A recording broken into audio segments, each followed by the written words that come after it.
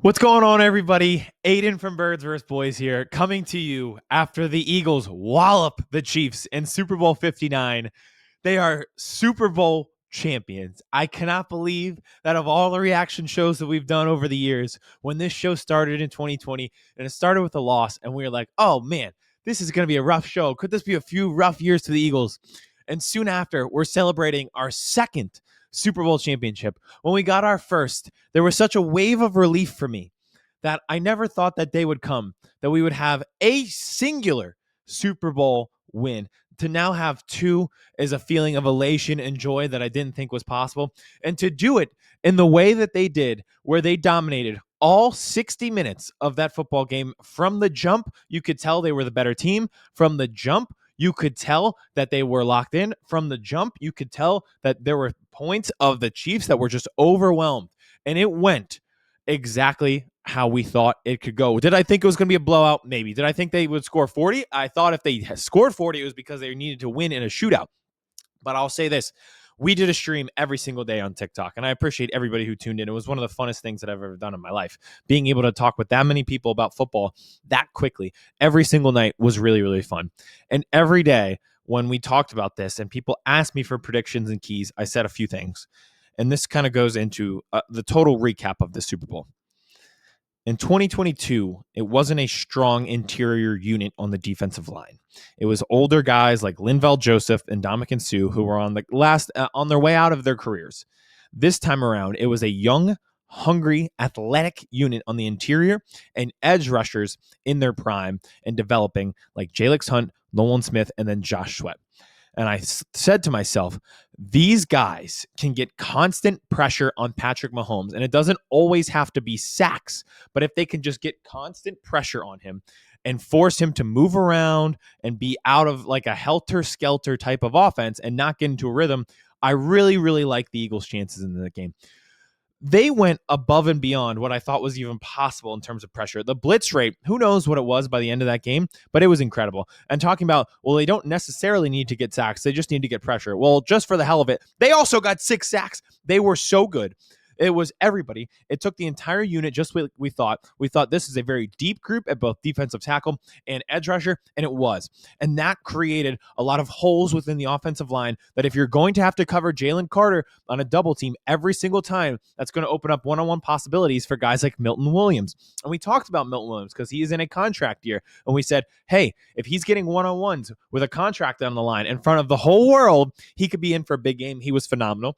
And then we said, hey, the edge rushers could get after it as well, and they're going to have to because of the RPO stuff that the Chiefs like to run. I think they had one successful RPO play. It was the first play of the game. It was a nice creative play. You thought that they were going to go out to the flat. They cut it across the middle of Juju Smith-Schuster. It got 10 yards.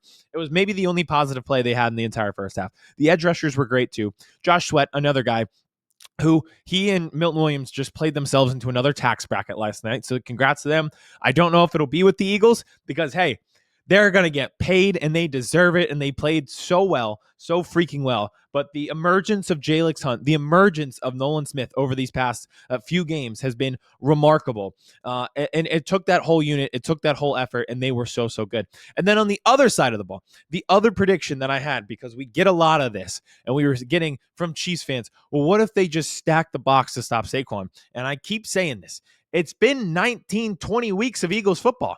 At some point, I know that NFL defensive coordinators have figured out that you could put 8 guys in the box against Saquon. It doesn't always work. And then 2, it overexposes your secondary because there is now no help over the top.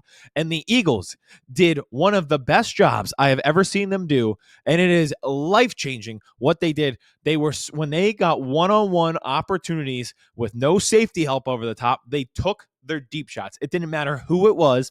It was AJ. It was Jahan Dotson. It was Devontae Smith. The ball to Jahan Dotson was when you knew. They were like, we will take our chances with anybody out there. If you give us the one-on-one because you want to bring pressure or you want to load up the box to stop Saquon, we are going to throw the ball over top of you and trust our receivers. That trust just won them a Super Bowl. It was a flawlessly executed game plan from the start of the NFC Championship, really, through the Super Bowl. And it was exactly how we thought it would go. And at points this year, we have said that even when the offense was, sputtering a little bit, and we're talking in the media about how Jalen Hurts and A.J. Brown aren't friends. And oh my God, doesn't that feel like it was at least like 3 months ago, or like 3 years really, that happened, that those guys had their little falling out. But even when we said that, we were like, listen, this offense should be able to gear themselves to perform well if they're trying to stop Saquon, because they have so much talent on the outside, whether it be Devontae Smith, A.J. Brown, or even Dallas Goedert. And last night it was Jahan Dotson too. And hey, that trade now works out with Dotson's performance. I thought all the receivers played incredibly well. They knew going in, again, this was such a locked-in, focused performance. I think those guys knew, hey, you're all going to get your opportunities. If you see pressure, we're sending it deep. And I'll tell you what, one of the coolest things I've ever seen, there's an AJ catch where before the play, I think it's a third down, crucial third down earlier in the game before it's a blowout. Jalen gives AJ Brown a little like gun symbol, like a little pistol shooting symbol, and it means go over the top. They do convert, and they score a touchdown on that drive. Remarkable. It was a remarkable performance from those guys. Jalen Hurts, as locked in as I've seen him, and I've said this since Super Bowl in 2022 when he outperformed Patrick Mahomes, and he did it again last night. So he's now outperformed Patrick Mahomes twice. And the narrative and the discourse around Jalen Hurts is finally going to change in the national media, because admittedly, I do think that Josh Allen is the MVP. I think that Lamar Jackson, former MVP, is incredible. Both of those guys probably are, talent-wise, a little bit better than Jalen Hurts. But they are not able to do what Jalen is able to do, and that is rise to the occasion and beat Thanos in the biggest moment in Patrick Mahomes. And he not only outperformed him in 2022, he then outperformed him and won in 2024. In the biggest moments, Jalen Hurts rises to the occasion. And you cannot say that for every quarterback in this league. And it is a good reminder for us Eagles fans, go next year when there's a game against the Panthers and we're struggling a little bit. Remember that. Remember that Jalen and Trust will figure it out. They trusted that they could figure this out on offense. They told us that they could. They told us multiple times. We have not seen the full eclipse of their offense and their offensive scheme. And Kellen Moore, in the final 2 weeks of the season, unloaded the clip. And if he is going to the Saints, and it looks like he is, albeit I don't think that's a great job, even though it would be a promotion. I give him full kudos for the game plans that he instilled in this team, where it was so key to be able to say, we are still going to run early, even if they're loading up on Saquon, to establish it. And there were no really negative run plays. There were a few, but even if you consider it negative, they were still in 2nd and 7, 2nd and 6. And if you are, it becomes really, really tough to stop that, because you're either, one, worried that they're going to run it with Saquon again, or two, like we saw, be able to pass the ball effectively. They told us that they would be able to do that. And there were so many different pick your poison ways for this offense to beat you that it was going to be really, really hard to stop them. And then in the crux of the season, that's exactly what happened. Before the snow started in the Rams, you got that from this offense.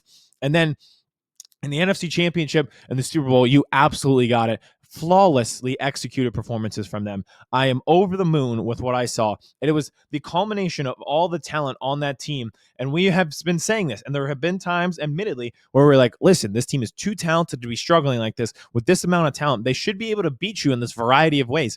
That's what we saw. That is what we saw. I feel like the crowd at the Krusty Krab, when they're like, see, this is what we wanted this whole time. And we got it from that offense. And what was going to go down as an all-time offensive and defensive performance in the Super Bowl, maybe the biggest blowout in Super Bowl history. It was an 18-point game at the end, but it really was never even that close. And it was 34-0. Now, over to the defensive side of the ball. Wow. Just wow. Even as if you were the most positive Eagles fan who thought that this could be a blowout, I don't think you expected that. I don't think you expected that level of performance. If you would have taken 3 sacks in a turnover from the Chiefs and said, hey, last time we played these guys in the Super Bowl, we didn't get a single stop in the second half. We just need to get 2 or 3 to, give our offense the opportunities. They punted almost every possession and then forced 2 interceptions on Patrick Mahomes, who did not have an interception so far, and they didn't have a turnover so far this postseason. And they had them so out of whack. I have never seen it in a way. Even Kyle Brandt had said it this morning when watching Good Morning Football, waking up to it. He's like, I was in shock at having that they had Patrick Mahomes, the greatest player in our league, in shambles. And they did. The pass rush was so effective with just getting 4 guys. And it felt like an onslaught. It felt like an avalanche. And there was the Super Bowl against Tampa Bay that I kept going back to. I was like, you got to be able to get pressure like that. And I know I let off the show by saying that, but it's worth it to reiterate this. You got to be able to get pressure on him so that even if he's running around, he is able to make plays running around. But if he's under constant duress, it makes it harder to run their offense. Well, that was against an unhealthy Chiefs offensive line. This was it. This was the Chiefs team. This was it. Everybody was healthy, and they absolutely dominated them up front. The run game was non-existent. They weren't able to do that. The RPO kind of action that they wanted to do, they weren't able to do effectively. And anytime he dropped back to pass, he was under duress. And that all culminated to go up 17-0 when they got back-to-back sacks. Josh Sweat, who was in the backfield immediately to get that sack, and then Jalix Hunt, who could now be a rising star in the ranks for this team. They get back-to-back sacks to set up a 3rd and 16, and then under duress, yet again on the move, Mahomes throws it. It's a pick from Cooper DeJean, a pick 6 on his birthday in the Superdome on the Super Bowl against Patrick Mahomes. In our wildest dreams, that was the best case scenario, and that is exactly how that game played out. And it didn't stop there, because then after you go up 24-0 and the Eagles are now getting to the end of the half, the Chiefs got the ball to start the second half, and we know what they are capable of. You think to yourself, they could score here, and if they get the ball to start the second half, they start to creep their way back in, and everyone's kind of expecting that comeback. And even as Eagles fans, like, we're happy with how this game is going, and they look locked in, but you have to stay locked in for 60 minutes, and that's the key against a good Chiefs team. Meanwhile, Eagles punt it at the 2-minute warning, and you're like, this is the dreaded scenario. They get points before the half, and then they score after the half, and this is going to be a game again. Instead, they get pressure on Mahomes in the end zone. He throws it, picked off again, second time in the half. This time, Zach Bond, the unsung hero. Well, he is pretty sung. He won All-Pro, but I'll call him unsung because of his contract number. He gets the interception. 1st and goal from the 9 for the Eagles. So instead of that scenario where you say, this is the moment for the Chiefs to catch up, the Eagles add on at the end of the half to go up 24-0 at halftime. They were flawless. Everything they did was flawless. We said they checked I wrote down this because I was doing the streams, and I wrote down every checkbox, and it was get pressure on Mahomes with your front 4, with the defensive tackles, because you have the depth there. It was establishing the passing game because they're going to try to stack the box on Saquon Barkley. Did that. Win the turnover battle. Did that. They did everything. They checked every single box. I am over the moon with that flawless execution. And then it continued into the second half. And this is the mark of a good champion. And we said this going back to 2022, and then they kind of lost it in 2023. And that felt like one of the differences going back to this year. But putting together those long sustained drives where you're able to put up points and keep the ball away from your opponent. The most infamous one of the season was against the Steelers, where they just kept it and sat on the ball for 10 minutes and ran the clock out of the game. But they had one in this Super Bowl as well. The Chiefs are forced to punt on their opening drive. So now they're down 3 possessions. It's 24-0. They're coming out of the half. They get no points, and you're kicking it back to the Eagles.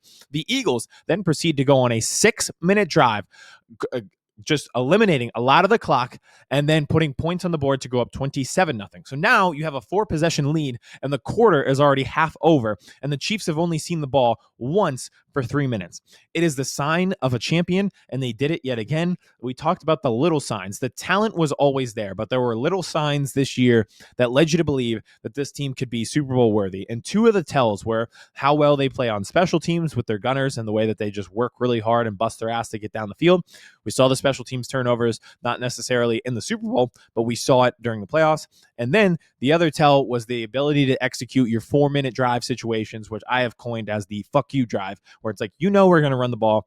You know what we're going to do, but we're still going to hold on to the ball for 6-7 minutes and put points up on the board and really eliminate your chance to come back and kind of suffocate you like a boa constrictor. The Eagles did that yet again to a really good Chiefs team and just sucked the life out of them and out of that Superdome and out of that stadium. It was incredible to watch. Incredible stuff from them. Now, overall, I cannot believe it. They won 40-22. It was never that close. It was 34-0. My favorite play of the season going into this game was the deep shot touchdown to Devontae Smith against the Cincinnati Bengals. Because if you go back to that moment, it was the key moment to me that I thought, okay, this team is good. And I said this. I sat in this exact seat on this exact podcast with this exact camera, this exact microphone, this exact light. In this same moment, I said, when we did our podcast and it was 2-2 going into the bye week, I said, you need to get healthy in week 5, get healthy during the bye week, and then we will find out who you are, because you'll play 4 straight teams with a losing record. And if you do well in October against those 4 losing teams, I think that you have a real good chance of kind of running the table here. The biggest test to me was on the road at Cincinnati. And during that game, it was the best offensive performance we had seen so far that season from that team. It was the best 4-quarter performance that they had put together. They executed very well. It was a big game for the Bengals at that time. It was a whiteout at home for the Bengals. It meant a lot. They were in the process of trying to scramble and make a mad dash after losing games early, so they were playing a desperate team. And yet, the Eagles executed flawlessly. And that's why one of my favorite plays of the year is that touchdown to Devontae Smith against the Bengals, back of the end zone, deep shot touchdown, the ability to air it out, the ability to make tough contested catches. Like, we sat here and we did a prospect breakdown of Devontae Smith and why I'd like him on that team. I was like, I know he's skinny. I don't care. He can go up and make contested catches. He did that in that game. That was the first moment I was like, all right, this team might be for real. This team might be for real. So it's very ironic and poetic justice that last night they went back to that play to go up 34-0 in the Super Bowl over the Kansas City Chiefs. They went back to the play-action play, deep shot over the top to Devontae Smith. Yet again, when they had the one-on-one opportunities, boy, did they take it. Boy, did they get aggressive, just how we hoped that they would do. And they did that. So it's just really funny, at least personally to me. My favorite play of the year, the first time where I thought, hey, they could actually be a contender this time. And from there in October to now in February, the same play, and how much that happened in between and how good that they have looked from that moment to this moment is really, really something. And I'll tell you what, this Eagles team, we might have to start talking about this roster as one of the best that's ever been put together. It might be one of the best NFL teams we've ever seen, because they lost once from September on. It was during a game in which Jalen Hurts was knocked out of the game with concussion, Chauncey Gardner-Johnson was ejected, and 3 other defensive starters left and came back with injury. That was the only game that they have lost between September and now. And even in September, they did not have A.J. Brown, and they did not have multiple starters in those games that they lost. They did not lose a single game at full strength. They did not lose a single game in which Jalen Hurts, Devontae Smith, Saquon Barkley, Dallas Goedert all played together, and A.J. Brown. Let me repeat that. This Eagles team did not lose a game this year from September to February where Jalen Hurts, Saquon Barkley, A.J. Brown, Devontae Smith, and Dallas Goedert all played. When they were at full strength, and they were 21-22 on full strength last night, they did not lose a game this season, and they lost one game total from September to February, and they dominated. They won 3 playoff games by double digits. 2 of those were blowouts. And even in the Rams game that they won by single digits, they had a double-digit lead with 4 minutes to go in that game. They were dominant. They didn't just win. They executed very well at a high level and dominated their opponent. And I will come back to this quote one final time. And I'm sure people are probably tired of hearing it from me because I've used this quote so often, but I do think it matters. And I think it matters if you're trying to recreate what the Eagles have done. I would focus on this quote if I was a member of somebody's front office as I'm going into draft season. And what I mean by that is the quote that sticks with me was after the Rams game in November when they were in LA. So all of that's where they host Good Morning Football, and Peter Schrager was at the game. And what he said the next morning was, the Eagles are big off the bus.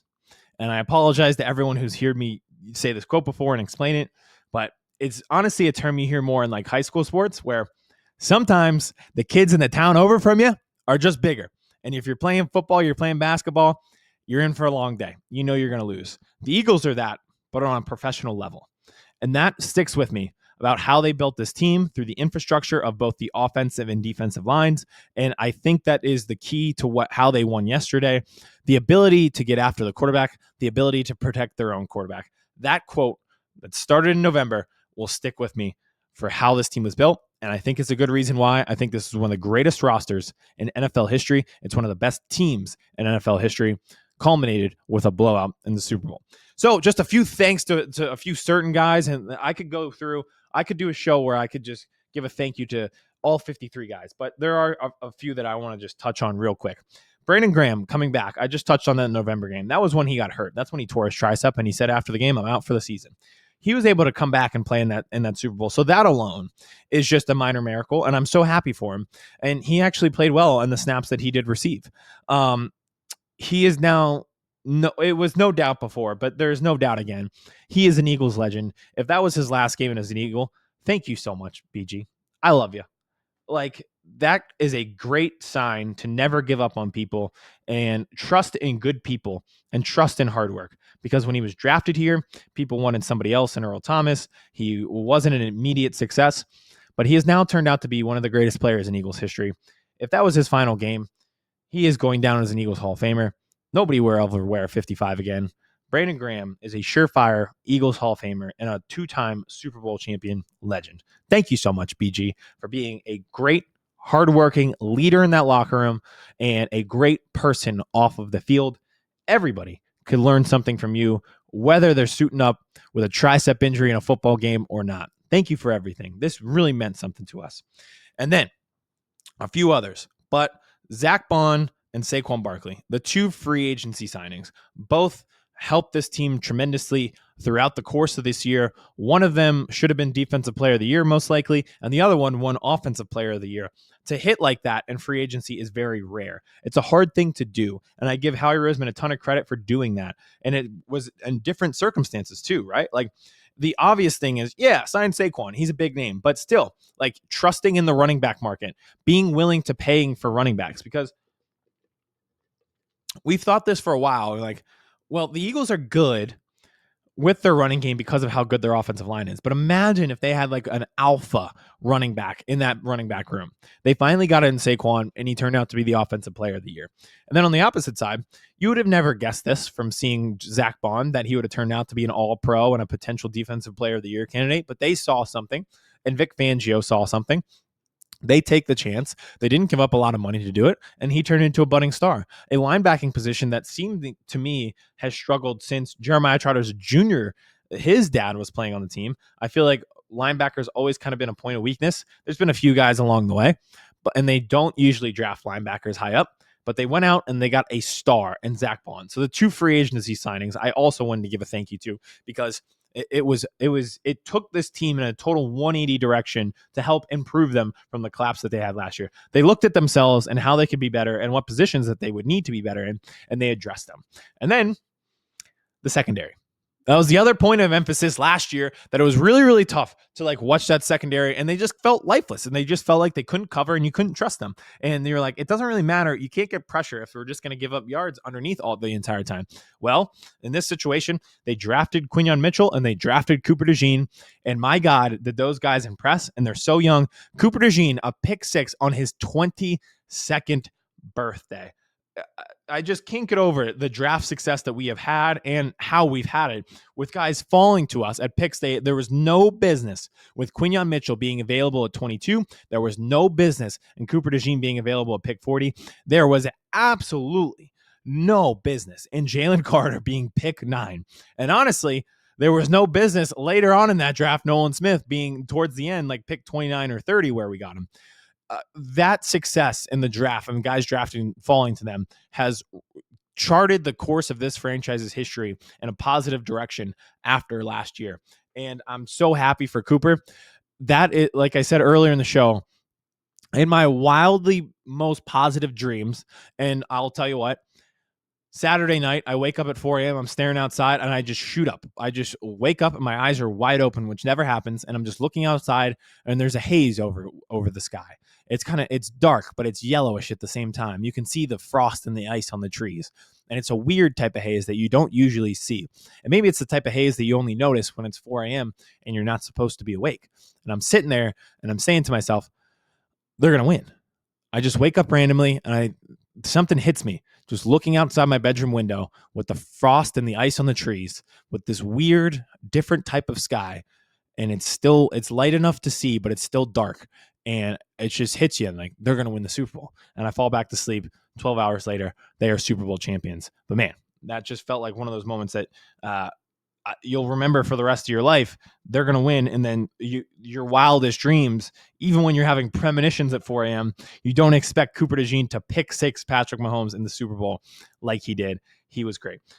Again, I can continue with the thank yous forever, but also I wanted to touch on leadership because this team, as I mentioned before, started 2-2. It wasn't a surefire thing that they were going to be good. I thought that they were really good, but I was like, you guys just got to get your shit together. That was it. I was like, you are too good a team, and you just got to be healthy. That Bucks game, like when we lost, I remember exactly where I was when they lost that Bucks game in Cape May, New Jersey, sitting at the bar with friends and sitting there and being like, I think that this team is good, but they just got to get into their bye week, regroup. They went to Brazil already. They had injuries coming out of it immediately. They just got to regroup. They got to get healthy, and they got to go on a winning streak, and they did. But leadership is a big key to that, because I can say that here as a guy with a microphone and a podcast, but you have to be in that locker room to believe it.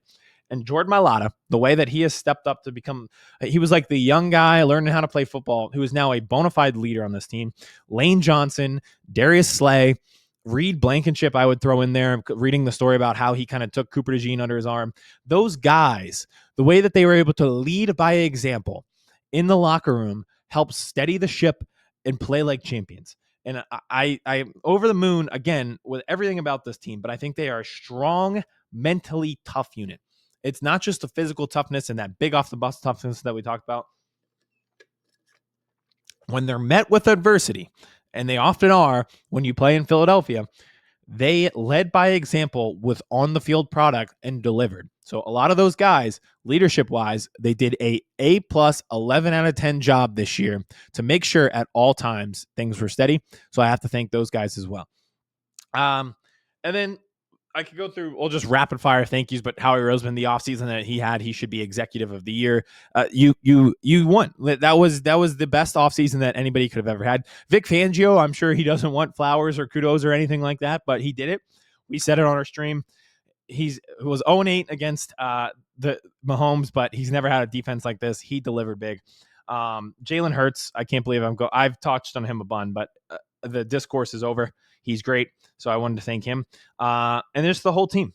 And I'll say this is my final parting words for everybody. It's not necessarily a game thing. Enjoy this moment because it doesn't come often. And I said this to start the show. I never thought I'd get one Super Bowl, and to have two. The first one was a sigh of relief, and it felt like a cloud was lifted from over me. This time it was joy and elation. And remember the ride.